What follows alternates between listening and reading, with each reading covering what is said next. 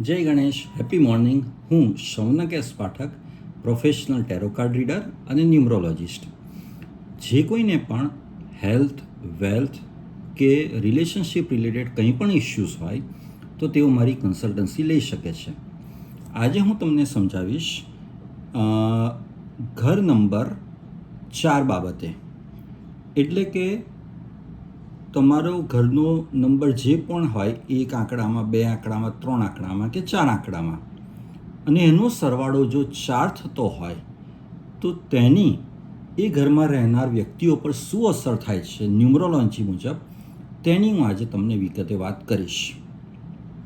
તો જે કોઈના પણ ઘરનો સરવાળો 4 થતો હોય તે ઘરમાં રહેનારા વ્યક્તિઓ એકદમ કમિટેડ હોય. એટલે કે જે કંઈ પણ વચન આપે તેઓ પાળી બતાવે. તેઓનો પ્રેક્ટિકલ એપ્રોચ હોય એકદમ. અને તેઓ જે પણ તેમનું રૂટીન હોય તે પ્રમાણે રોજબરોજનું કાર્ય કર્યા કરે. અને તેઓ નિયમ અને સંયમ તેઓ ખૂબ જ પાલન કરતા હોય. એટલે જે બી રૂલ્સ રેગ્યુલેશન્સ હોય તેને તેઓ સ્ટ્રિક્ટલી ફોલો કરે. તેઓ એકદમ જક્કી વલણ ધરાવતા હોય, રિજિડ હોય અને એકદમ જૂનવાણી હોય. એ 4 નંબરના ઘરમાં, એટલે 4 નંબર સરવાળાના ઘરમાં રહેનાર વ્યક્તિઓ.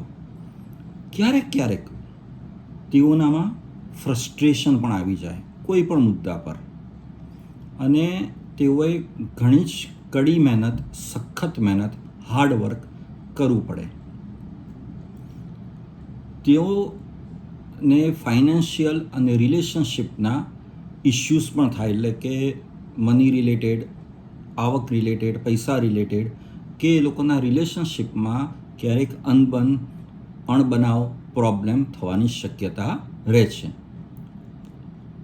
તેઓના જીવનમાં અચાનક જ અપ્સ એન્ડ ડાઉન્સ અને ચેન્જીસ આવ્યા કરે, અનપ્રિડિક્ટેબલ એકદમ.